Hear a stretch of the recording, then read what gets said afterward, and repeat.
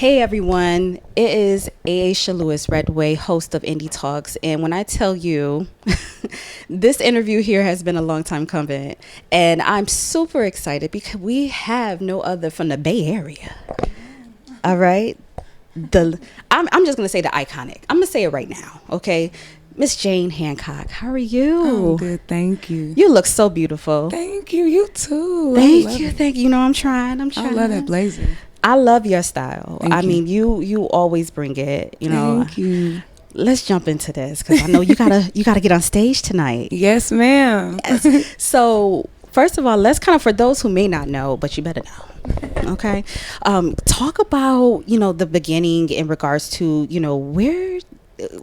when did little Jane get to the point where to understand that music was it? Man, I think I started singing at like 3, and I just never stopped. I knew it was always an outlet for me. I knew it was always an escape. I knew it was always something that I loved to do.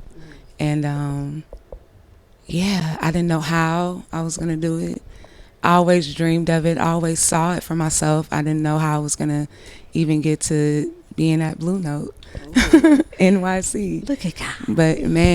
But yeah, I started in church. I always just had a feeling every time I sang, and I knew I wanted to do that forever.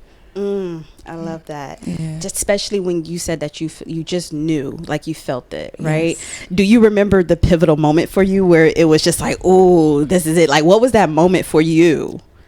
I sang This Little Light of Mine at church. I was like, I was 3. Now, with everything within the industry, the titles, the cosigns, and things of that nature, talk about the sacrifices that the people don't see. Because right now we see all of the wonder it makes, the deals, the labels, the all of it, right? What is the part that you feel like people, didn't see from you? Probably just the grind, the tears, the no's, the many no's, the many she's not ready, the many she doesn't have it yet. She's not it. There's a lot of that I've experienced. I still experience, and there's those yeses and those people that actually show up to just witness and see me. Those change my life usually. And if I was in there, I'd be like, y'all got to be crazy. You serious? Now let's talk about you becoming the first lady for Death Row Records. First of all, what did that mean to you? And in regards to that signing, did that feel like pressure or like a validation, or just both? I never really get caught up in those type of titles. I think which I love, Snoop and my other label mates, they say it way more than me, but I just see it as a responsibility to continue to be an amazing artist, to continue to evolve and push my creativity as far as I can push it. Yeah. And what I love about this is because, as we know, historically with Death Row Records, how it really shaped hip hop, right? And then now the new age in regards to Death Row Records, we have you on the label, we have October London. Like, how do you continue to honor that legacy and then trying to shape this R&B era in which we're in now with this label? I think I just continue to. I literally just made a Facebook post about it not too long ago, today, where I was just saying, I know for me, I just never fit in. I've never been one to fit in any place, any group. And I love that I'm different. I love that I am the artsy-fartsy girl of the label. I love that I'm a little bit avant-garde when I want to be. And I love that's supported. That type of creativity is supported. And I just want to be one of the greatest to do it. So, you know, with that, I always tell Snoop that, like, I want to be one of the greatest to do it, and I'm gonna be. And you know, I think he just kind of lets me do my thing. He's like, I believe you. I love that, because the one thing in the industry, like we always say, like, you know, we want something different, we want something unique, we want it, you know, something brand new. And it's just like when you bring that, then it's like you said, like you hear the no's and you like, no, that's not it, and all these different things. And it's just like, but this is what I'm bringing. But to be uniquely you, and I've seen throughout the years of from your music, even when your works with Raphael Sadiq, all the way up now to Death Row Records, amazing. And it was just like, oh my God, I relate to her. Thank you so much. And you are gonna do it. You're gonna be iconic. We already said that. Okay. Blue Note. Now, you already had a show last night, yes, which some of my friends were already in the crowd, and you know, did some peeping. Now tonight, I want you to talk about, because this is your first time in NYC performing, yes, right? Yes. Now, New York audiences can be a little tough, you know. So I want you to kind of talk about, you know, stepping on a New York stage. Now, you have been on many stages. You're getting ready to tour, and we're gonna talk about that, right? On tour. Talk about just being in New York in general. How does it feel, the energy that is given to you, and being able to be on a stage here? I always say I'm gonna move here one of these days. I'm going to live here, even if it's for a short period of time. I'm going to live here because I love New York. I'm from the Bay, so I feel like I get New York way more because the Bay reminds me of a certain version of it, or a certain vibe, to where the people are similar, and people either like you or they don't, and I respect it. They don't smile in your face and dap you up or hug you. Like, yeah, it's either like you got it to us or you don't. We don't see it for you, and I respect that. And I'm just blessed that people see it for me. I love it. Oh my gosh! First of all, before we get into the talk about the Leela James tour, which starts tomorrow. Yes. Okay. These nails, I've always admired nails. Girl, are you gonna do a nail line? With some press on, something? We talked about it. I've definitely talked about it. I actually in the future, the near future, I want to do my own nail salon.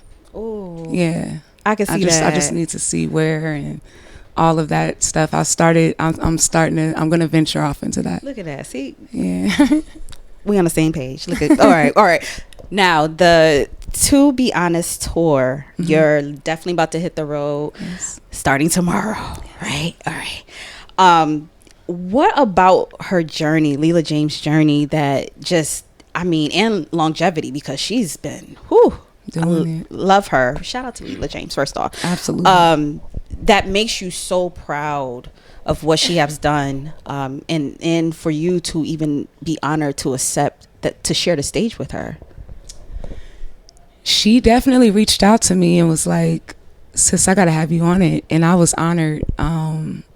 Literally, she's just a legend to me. She's one of, you know, those type of legends that I wasn't gonna say no. Like, absolutely.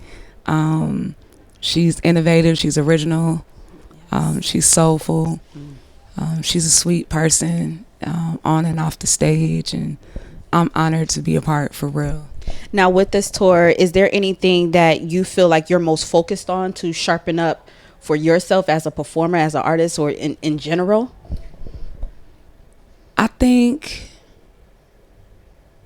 each night I know it's going to be different because I'm going to be in different cities. I just want to be able to relate, and not even relate, but I want to be able to reach wherever I'm at in a space of where I'm at. So, you know, I just want to be able to read the audience well and rock how we gonna rock, because every audience is different. Right. Some are like super hype, some are super chill, some are in between, some will just look because they're taking it in and perform to the vibes of the city and the audience. Now I have a fun little question for you. Come So on. obviously you're getting, like we said, you're getting ready to start tour tomorrow. Now you have your one suitcase. Besides clothes, we have only allow 5 items Ooh. to bring in your suitcase. What are the top 5 priority items for you to bring on tour? My phone. Okay. I'm gonna say my phones, but that's still one item. My earphones, my Beats pill, my ooh, that's such a great question. My shea butter, Okay. We gotta make sure the skin is good, and yes, shining, glistening. absolutely, and my friends laugh at me, but I always have like these massage gadgets. So I have like a hand massager, neck massager device. Definitely that. Okay, so we got the shea butter for the skin. We got the massages. We gotta make sure we relax because being on tour, you gotta make sure you right. So I love that. And I did see you get your shea butter last night. Come All on. right. Are you think you gonna get some more tonight? I should have bought you some. It's crazy. I had made a promo post and I literally looked back at it and I was like, oh my God, my elbows were so ashy. So I was like, before anybody like clowns me for it, I'm like, yo, bring me some shea butter like when you come. And the fact that people are bringing me like the best shea butter ever. I love it. The folks are Love listening. that. Listen, Yes, when you they are. speak, we listen. Yeah. Except for me, I didn't bring no shea butter. I'm sorry. Apologies. You're good. Let's kind of go into it. First of all, thank you once again for this sit down. Before we exit out of this conversation, I kind of want to talk about the space where we're in when it comes to R&B. Like I said previously before, you have been doing this for a long time.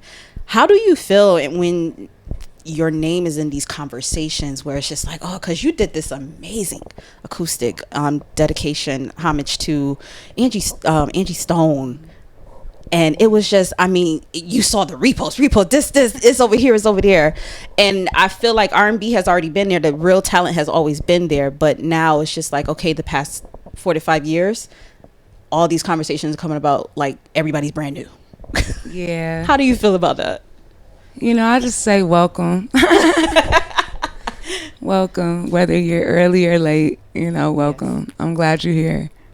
For real, I'm glad the people are here. I'm good. I'm glad to to hear that because I know there has been a lot of talk about how the state of R&B. I feel like it's always been there. It's always been there, but people are just discovering. Yeah, I think it's a spiritual shift happening too, to where people want to hear.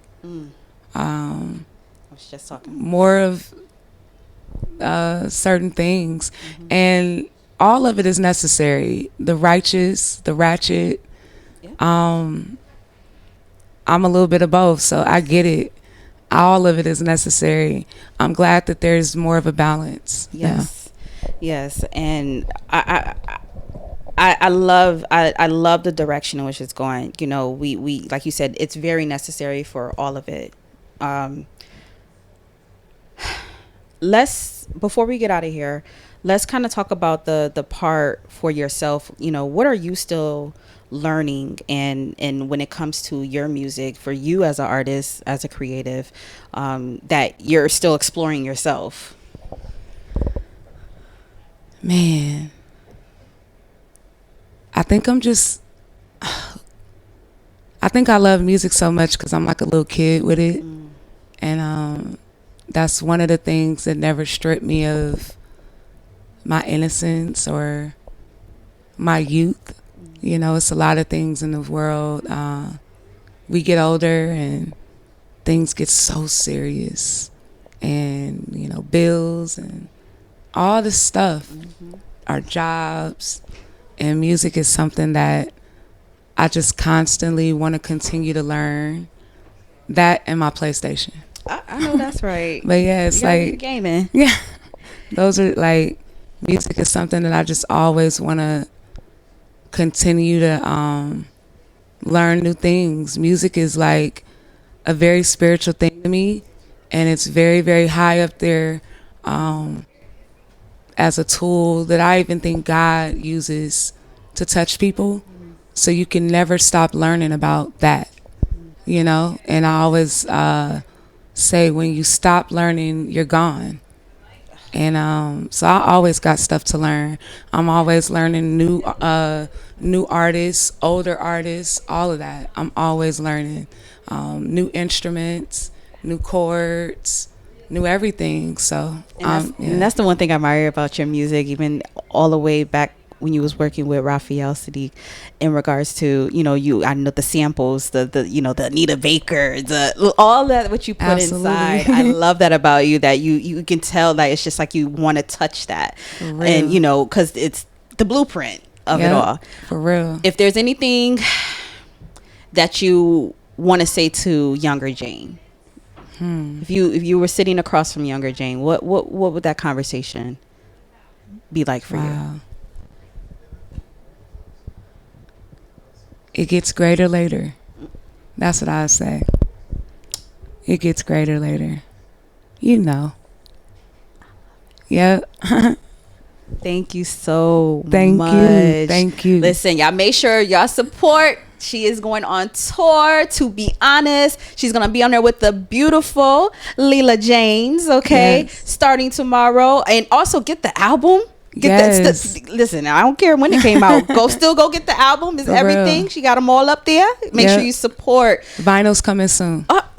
Yes, absolutely. Yes, vinyl. Absolutely. I love it, and I'm a vinyl girly. And oh my God, we'll talk. We're gonna talk, definitely. Absolutely. So, guys, listen. This a dream come true right here. I'm here with the beautiful Jane Handcock. All right, guys. So it's been a pleasure. My name is Ayana Lewis Redway, and I'm sitting here with the beautiful Miss Jane Handcock. Until next time.